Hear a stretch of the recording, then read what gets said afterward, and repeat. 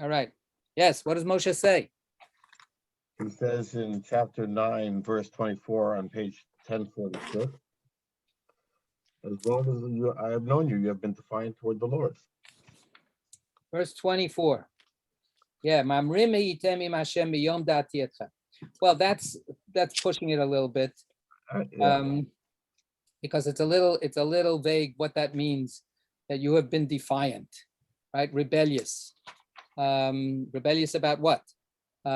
Should you be rebellious against oppression? Is that what that's not what Moses is talking about. Moses is saying you're being rebellious against following God's teachings, which are about, in this Torah reading, for instance, love the stranger. You've been rebellious against that.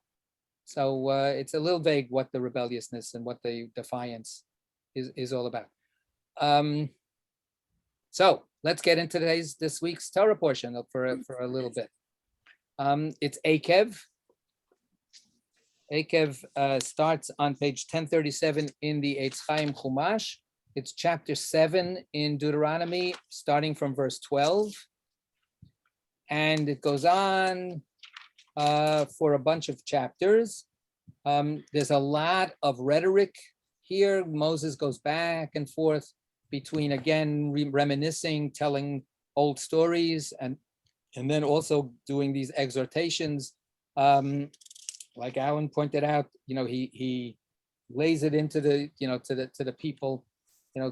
You have always been, ever since I've known you, you've been such defiant people. You don't want to listen to God. You can't afford to do this. You have to listen to God. It's for your own good. So he keeps on bringing that up again and again and again. He mentions the miracle of the manna. He mentions how much God has been taking care of them over these last 40 years.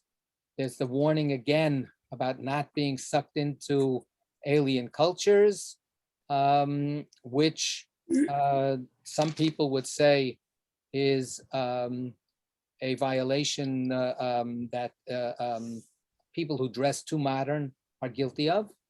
They're not dressing modestly the way that Jewish people should dress. That's an ahistorical idea, but nevertheless, that's an argument that's used. This Torah reading can be used for practically any position that you want. You can find some kind of rhetorical attack to use against the people you don't agree with. But anyway, it goes along in this kind of back and forth way, and again mentioning the spy questions, the spy issue, again revisiting the getting the Torah at Mount Sinai and having to put up with the rebelliousness of the children of Israel. And then he keeps on saying again, just be loyal to God, just be loyal to God. In this Torah reading, we have the second paragraph of the Shema. First paragraph of the Shema was last week, and the second paragraph of the Shema is in this week's Torah reading, beginning on chapter 11, verse 13, 1052 in the Eitz Chaim Chumash. A very interesting example of, if you put the two paragraphs next to each other, it's a very interesting example of biblical midrash, how the midrash, the expansion of a biblical text, happens within the Torah itself. So this second paragraph actually is a reflection and an expansion of the first paragraph of the Shema. And again, if you're loyal to God, then the path ahead is wide open for you. If you're not going to be loyal to God, then it's not going to go well with you. Also, a couple of, again, in terms of rhetoric, in terms of speeches, in terms of there's not a lot of mitzvot in this Torah reading. Last week there were. Next week there's going to be a ton, but there is the idea of blessing God for the food that you enjoy. That's the basis of our practice of Birkat HaMazon. This is a mitzvah. And does anybody, if anybody, I always ask, does anybody have a particular section that they want to focus on? We don't have as much time as we usually have, but still, is there a particular focus? This is not a highly focused or a highly organized Torah reading. It's Moses really just laying it into the Jewish people, sometimes being very positive, sometimes being very negative. So I also want to point out a significant message. So let's look at chapter 9, 1042 in the Eitz Chaim Chumash, chapter 9 in Deuteronomy. Let's look there. And here we have another Shema Yisrael, Hear, O Israel. Now let's recall that the reason that Shema Yisrael starts Shema Yisrael is because this is Moses talking to the people of Israel. Right? When we use Shema Yisrael as a prayer, that's last week's Torah reading, of course, but Shema Yisrael originally started as a speech, not from the human being to God, but from one human being to another human being. So here it is again, Shema Yisrael. Can somebody read for us chapter 9, Deuteronomy? Whatever translation you have is good. Alan, you got it? Yep.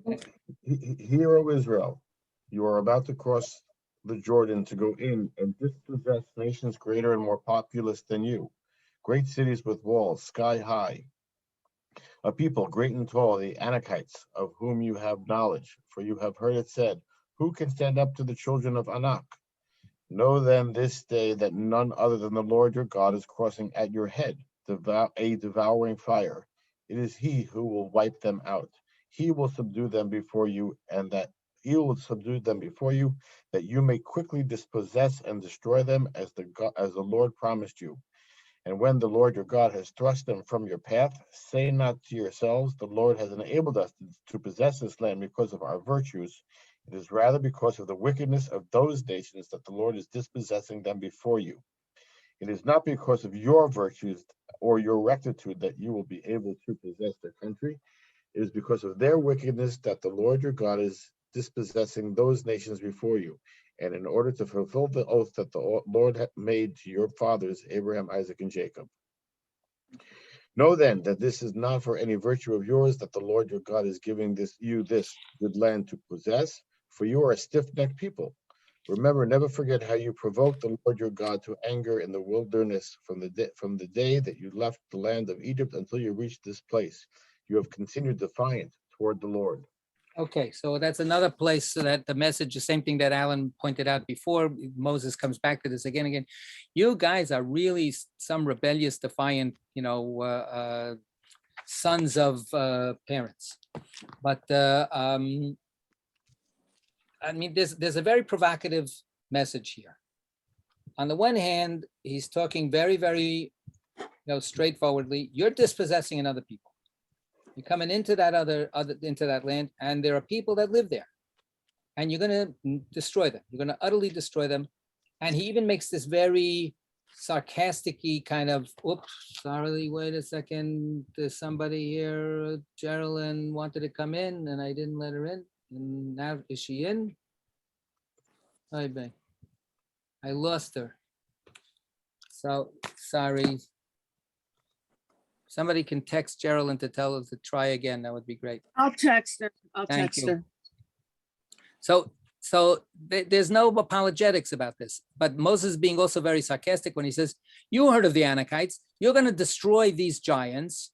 You heard of them, remember? And then he's alluding to the scouts who said, we can't possibly do this. Those people are giants. They're going to squash us. And so Moses goes, you've heard of them before, right? Well, guess what? You're going to go in there and you're going to make mincemeat out of them. Why? Because God is going to do this. And then he says the part that I would like us to, the last few minutes that we have, last 15 minutes, he says, God is on our side. And usually when people say God is on our side, they feel very affirmed by that. Right? They feel like, well, God is on our side because we're really hot stuff. We're the good guys. And Moses makes this very important point, and he says, you're not the good guys. You're not going in here because of how wonderful you are. They are getting kicked out because how terrible they are. There is a moral equation going on here. There's a calculation of right and wrong. And the right and wrong here is that these people, and this has been going on actually in the Torah, the thread starts with Abraham, that the sins of the local people are causing them to be dispossessed. And we have it again and again, and we'll have it more in Deuteronomy again. But the point is, the fact that they're terrible and the fact that therefore they're going to be destroyed, that doesn't mean that you're great. That doesn't mean that you're good, that you're righteous, that you're moral. You're not. You just happen to be at this point, you haven't blown all your chances the way they have. You're not quite as disgusting as they are. That's a very, very, to me, what can I say? It's a very, very profound kind of message to struggle with, because it goes against all human psychology. We always think that when we're, succeeding at a project, it's because this is God's favor shining upon us, and if we have this God image, and we deserve it. So, and of course, I think about this, I can't help it, within today's world, and specifically as a Jew, within how we think about ourselves as Jews. Merle's very, very concerned that people shouldn't get the wrong impression and think that we're really not moral, upstanding citizens. Guess what? I don't think that example that we were discussing before is the most egregious example. I think we've got plenty of really sad examples of Jews behaving immorally that we don't want to ever think about and that we don't ever want to deal with. And we get ourselves all worked up with moral outrage when people say something bad about Israel or about Jewish communities, but we never actually take to heart some of the stuff that we're really responsible for. That's really no good. So here Moses is saying this whole mysterious enterprise, because it begs a lot of questions what he's saying. This whole mysterious enterprise is not giving you a stamp of moral goodness. This whole thing that you're on, you have yet to become good people. You have yet to actually do the things that God expects you to do in order to earn a sense of saying, I really am serving God. I'm really being an honest person, a kind person, a good person, a fair person. No. All you're doing is the first team has botched it so much that they're getting kicked out of the field. And now the next team, is being thrown into the field to play. Rabbi, yes, I'm in the middle of reading this book about what happened when the Europeans first encountered the natives in the Americas. And it seems to me that you can almost get the wrong message from this, that there's something virtuous in pushing the native population out, destroying the native population. And I find that very non-virtuous, to say the least. Right. Yeah, I agree with you. I think that we have a tremendous amount of work to do to think about these things, to struggle to research these things, to tell the truth to ourselves. We have a Bible here. We have the Torah, and the Torah presents a story where God actually thunders forth, from heaven and says things explicitly. Well, guess what? That doesn't happen anymore. With all due respect to all the other religions that, keep on coming up to this very moment. There's a very interesting, Judaism is identified with inventing the idea of history. Whether that's a complete truth or not is not for me to judge, but the idea of a historical sense of thinking about time not as something cyclical, that everything just happens again and again and again and again. It never really changes, just the names and the dates change, but the forces at work, the fates are the same, human nature is the same, everything is the same. And the Torah presents a much more linear idea where we start, we fall down, we get up, we fall down some more, we get up some more, we try to accumulate wisdom, we try to learn from what was going on and change things. But it's not the same as it used to be.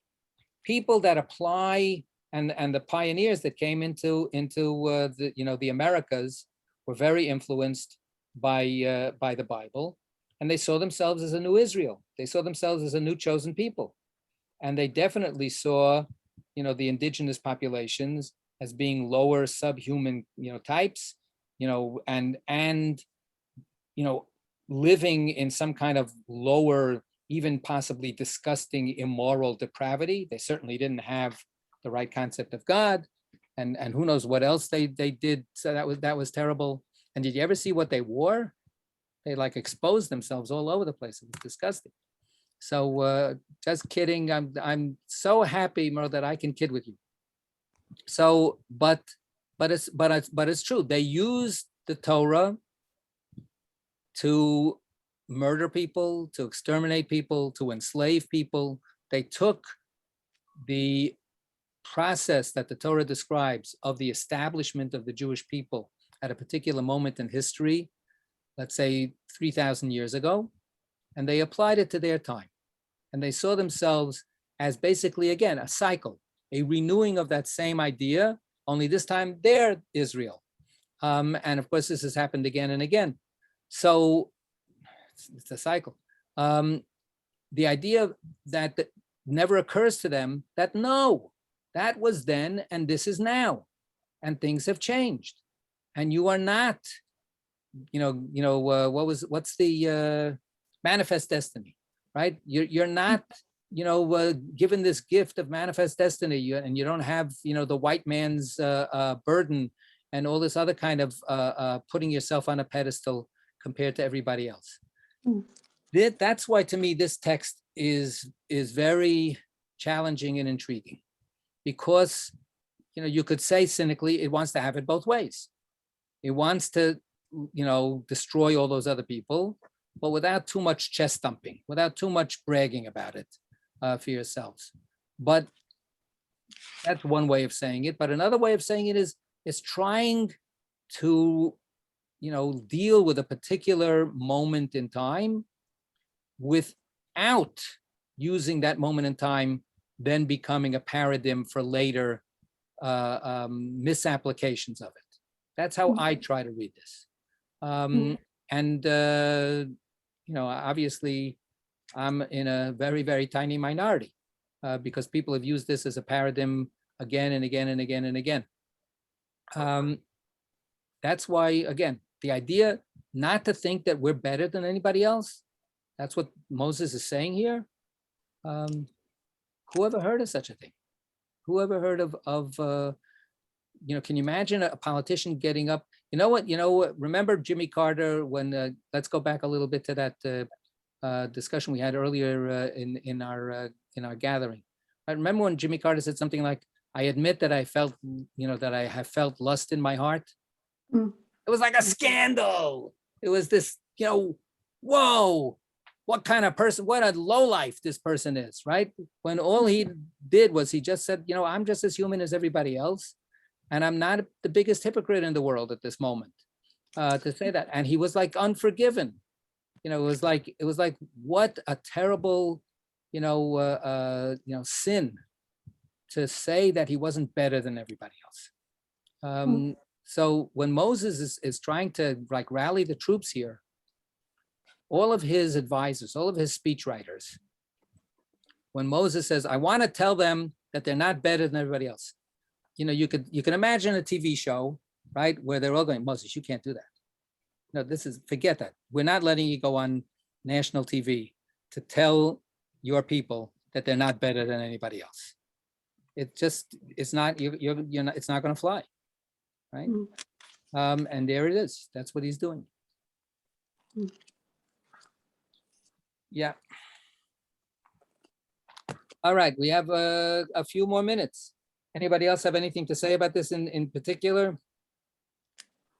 I just think Moses is actually at this state where nobody can stop him from saying whatever he wants to say. Right, but still, even that, he's definitely. I mean, is he a traitor? What is he, a self-hating Jew or something like that? To use some, that he's telling people that they actually have to act morally, and that if they don't, they're bad. I mean, how dare he? But yes, the sages say that all of this stuff that where Moses is like letting it out, just being so totally honest and admonishing the children of Israel, they make the point of saying, what we learn from Moses is if you should save admonishment until you're about to die. Don't try to really, really, really tell off somebody or a bunch of people. Don't try to really lay it into them, before you're on your deathbed. And then there's, why? And that's what Moses is doing. So they say, number one reason is because people never like to hear bad things about themselves. So, but if you're on your deathbed, there might be a chance they're a little bit softened up. So if you tell them, I'm really disappointed, you really need to do better, then maybe they'll listen to you a little bit. So maybe it'll work, because usually it just does not work. So that's a kind of a, halfway cynical explanation. And then they give the really cynical explanation. The really cynical explanation is, since when you admonish people, they never listen to you anyway, and then you're just going to get frustrated, the best thing is admonish them right before you die, so then you'll die and you won't see that they won't listen to you. That's what the rabbis say. So, somehow or other, they knew of what they speak. And they said, so that's why Moses, like you say, he's nothing to lose. He's gonna pour it out, and he doesn't live to see whether or not we actually take it, or not. Which is, of course, one of the other interesting questions. How much did Moses have faith that we would actually be here right now, studying his words? Could he have conceived of that? Did he really get that idea? Did he really hope and believe that what he was doing was a game changer for all time? It's because that's the issue. That's what he's putting forward to the Jewish people. He's implicit in this, admonition is, and of course he denies it and he says it's not true, but implicit in this admonition is, if those people that were living here could blow it and be destroyed and get thrown out because of how terrible they were, you're getting now a chance to come in. What do you think is going to happen to you if you don't try to follow the rules?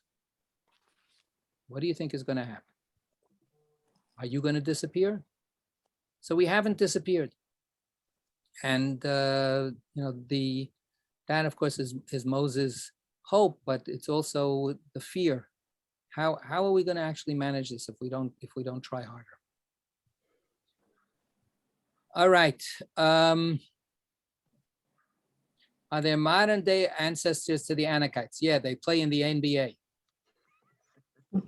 That's where they are. All right. Zag isn't everybody. We're gonna close it down for tonight.